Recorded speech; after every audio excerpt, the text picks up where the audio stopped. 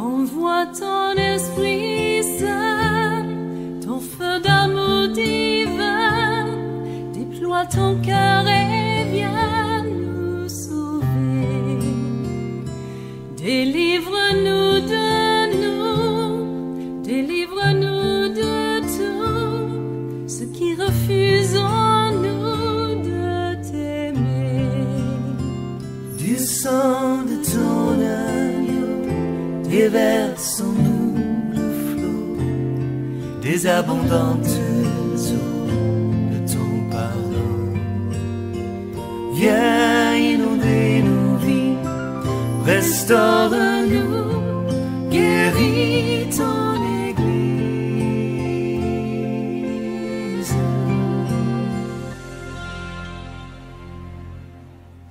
Devant le pillage, ils succomberont. Ici, il n'est pas noté devant l'argent. Ici, il n'est pas noté la femme. Ici, il n'est pas noté le prestige. Ici, il n'est pas noté l'orgueil. Ici, il n'est pas noté d'autres choses que nous aspirons aujourd'hui. Mais il est dit devant l'épée, devant la calache, devant les flammes, devant la captivité, n'est-ce pas, devant les pillages. Ceux, n'est-ce pas, qui le connaîtront. Parmi eux, n'est-ce pas, il y aura certains qui succomberont. C'est la parole de Dieu. C'est l'ange de Dieu, donc serviteur de Dieu, donc pasteur. Mets-toi aujourd'hui à côté de l'ange de Dieu et enseigne l'évangile aux autres.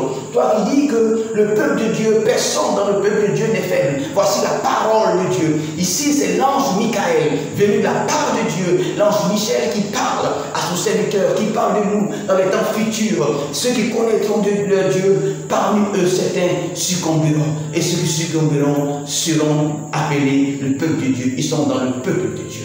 Alléluia. Ils sont dans le peuple de Dieu. Malgré qu'ils succomberont, ils sont dans le peuple de Dieu. Alléluia. On peut être une brebis et à un moment donné, on peut par faiblesse, n'est-ce pas, on peut se retrouver dans la boue. Ce n'est pas l'évangile que, n'est-ce pas, nous enseignons, nous n'encourageons pas, n'est-ce pas, au péché. Mais ça peut, n'est-ce pas, des choses peuvent nous arriver.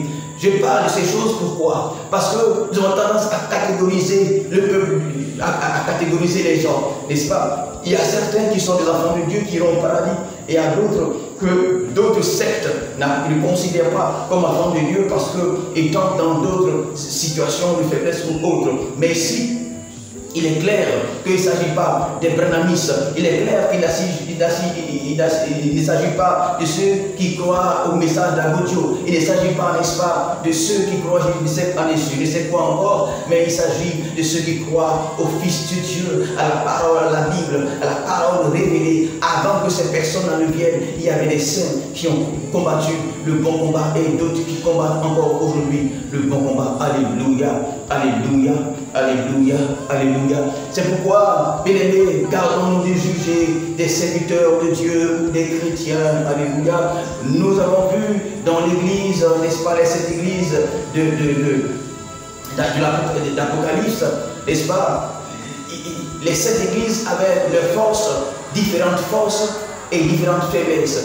Pas parce que tu es dans une force particulière que tu vas juger les autres comme venant du diable, comme venant de Satan, et toi seul tu es de la vérité. Mais écoute, il y a, n'est-ce pas, des enfants de Dieu là où tu penses qu'il n'y a pas forcément d'enfants de Dieu, pourvu qu'il y a la parole, il y ait la parole, pourvu qu'il y ait la Bible, pourvu qu'il y ait des gens qui cherchent véritablement leur Dieu, qui cherchent véritablement les dieux par Jésus-Christ de Nazareth, par Jésus-Christ de Nazareth, je dis bien, par Jésus-Christ de Nazareth, de tout le cœur, qui cherchent, qui veulent être sauvés et qui cherchent véritablement Jésus-Christ de Nazareth à travers sa parole qu'il a laissée à l'humanité, la Bible, qu'il le cherche véritablement, le Seigneur se révélera à eux et il les sauvera. Alléluia, alléluia. Je suis en train de dire que dans les différents peuples de Dieu, moi je parle du grand groupe évangélique, je suis un peu ceux qui ont la doctrine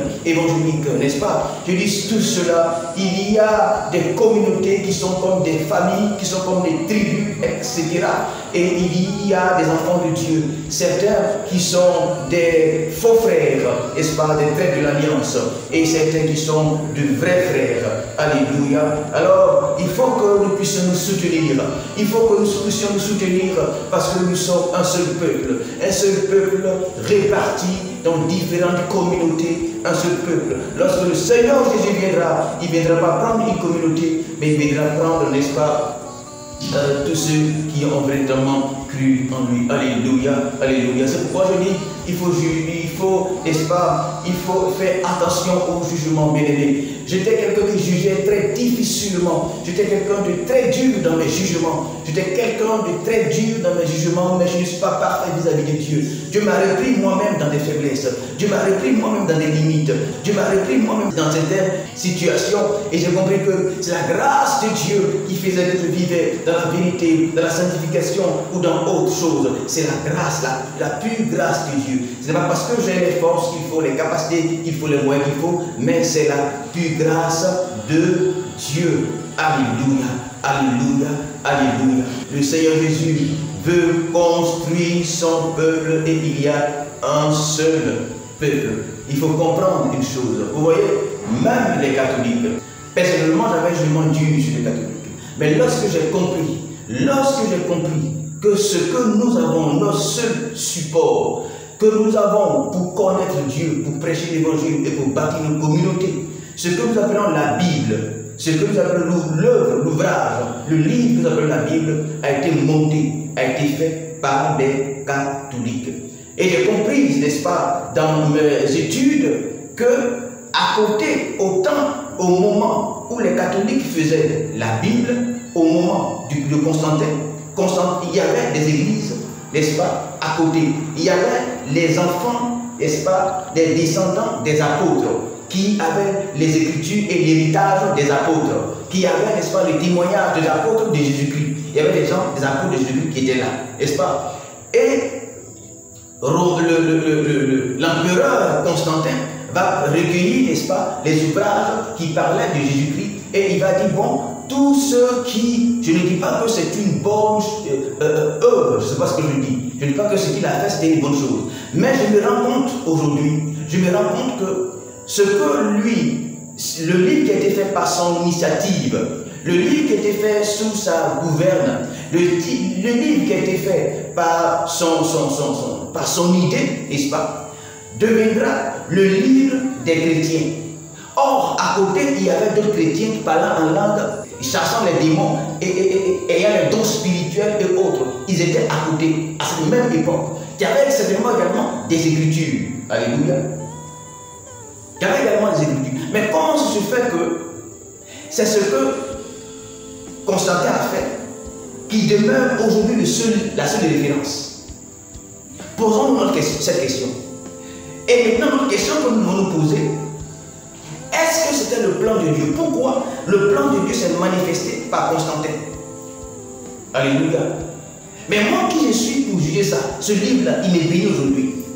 Je ne dis pas que Constantin était un homme de Dieu, ce n'est pas ce que je dis. Je ne dis pas que Constantin était converti, ce n'est pas ce que je dis. Je dis que Dieu va utiliser ce mouvement-là, n'est-ce pas, pour nous donner l'héritage le plus grand que nous avons sur la terre.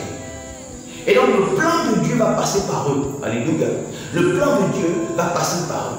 Mais aujourd'hui, lorsque celui qui va s'appeler Branham va venir, il va déteindre toute initiative du catholicisme comme diabolique. Par conséquent, il dira que tous les protestants qui sortent du catholicisme sont diaboliques. Et j'ai entendu également les gens de Aboudio dire que tout ce qui sort, après c'est par ignorance, ils disent que tout ce qui sort du catholicisme est diabolique. Mais je leur dis ce jour-là que la Bible que vous avez sur le catholicisme, ils m'ont dit que c'est faux. Je leur dis que c'est l'ignorance. Ça là, c'est pas la révélation de Dieu, c'est l'histoire. C'est pas une question que Dieu m'a dit, non, c'est l'histoire. C'est pas une question de la Bible, ce n'est pas une question de Jésus, c'est dans l'histoire. Ce sont eux qui ont fait. Je ne dis pas que c'est eux qui ont écrit, n'est-ce pas, les livres. Mais ils ont pris les livres, ils ont recueilli ce qu'ils pouvaient recueillir, ils ont mis dans un format, ils ont organisé, comme c'est organisé, en livres, en chapitres. C'est eux qui ont mis les noms, les numéros des chapitres. Chapitre que tu dis, chapitre 1, Jean 3. Quand Jésus parlait, il n'a pas dit Jean 3. Aucun apôtre ne récite les numéros bibliques, c'est faux. Ce sont les catholiques qui l'ont mis. Jean 3, 16. Ce sont les catholiques qui ont mis Jean 3 et puis 16 là, c'est eux qui ont mis. Tous les chapitres là, c'est eux qui ont mis. Tous les versets là, c'est eux qui ont mis. Et on dit aujourd'hui, on retient ça aujourd'hui. Je vais dire que le plan de Dieu est passé par eux. Et donc, si on rejette tous les protestants qui sont sortis de là, ce qui est cohérent et juste, ce qui est normal, c'est de jeter tout, la Bible aussi. Maintenant, comme ce n'est pas les catholiques qui ont inventé les écrits, c'est quelque part, mais allez chercher. Les écrits originaux là, c'est quelque part, allez chercher. Laissez ce qu'ils ont fait. Et puis allez chercher. Dieu ne peut pas être avec eux. Dieu il est avec toi. Toi avec ton groupuscule. Mais laissez ce que les gens ont fait. Au lieu de les insulter le matin, midi, soir, laissez ce qu'ils ont fait. Maintenant, allez chercher pour vous. Les livres là sont les livres, c'est là. Si vous allez en Italie, vous allez voir. C'est même en Angleterre, au musée là. Ils ont pris, il y a 60 livres, ils ont découvert, ajoutés pour vous. Faites votre grosse Bible, faites vous promener avec. Maintenant, nous là, les quelques-uns là, nous on va prendre. Pourquoi? Parce que j'ai compris que ce n'est pas le nombre de livres qui sauvent. Alléluia. Et que le Saint-Esprit n'a pas dit que s'il n'y a pas tous les livres, lui ne nous sauve pas. Il n'a jamais dit ça.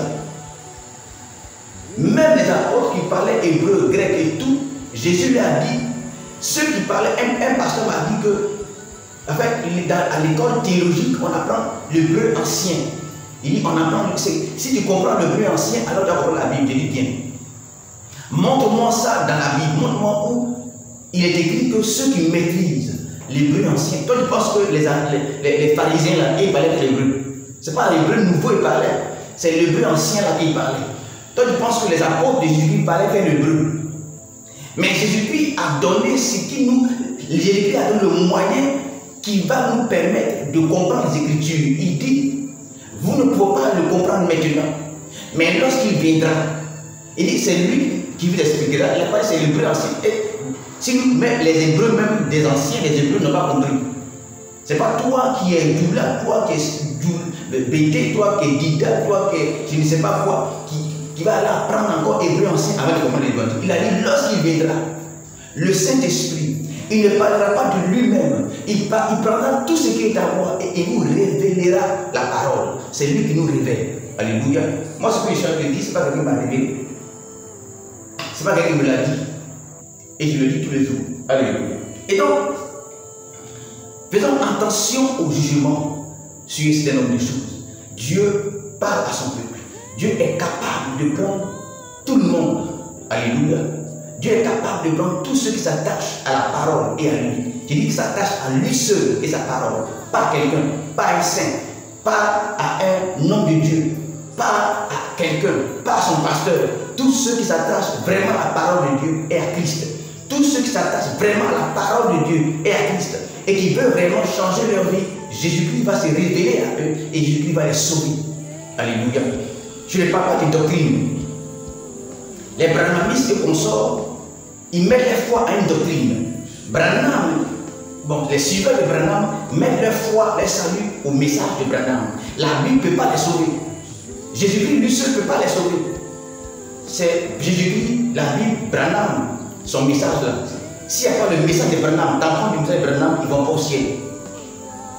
Quand Philippe, c'est la même chose. Tu peux avoir tout Jésus-Christ, marque la sanctification, tout ce que Christ fait, il faut faire. Tout ce que la Bible dit, il faut faire. Si tu n'as pas le tampon de Cadeau Philippe, tu ne vas pas au paradis. C'est la même chose avec Gédéon. Marche dans tout ce que la Bible dit. Et il faut croire en Christ, mange avec Christ, parle avec Christ. Si lui, tu n'écoutes pas ce qu'il dit là, le tampon de Gédéon aujourd'hui, demandez-lui, tu ne vas pas au paradis. C'est ce qu'il va dire. À part lui, à part ceux-là, on ne peut pas être sauvé. Ils sont pleins comme ça. Les deux aux États-Unis, à part eux, là, on ne peut pas être sauvé. À part eux, on ne peut pas être sauvé. Alléluia. À part eux, on ne peut pas être sauvé. Alléluia. Alors faites attention au jugement. Dieu parle alors de son peuple et Dieu sauvera son peuple. Que le nom du Seigneur soit béni. Alléluia. Du sang de ton agneau, déverse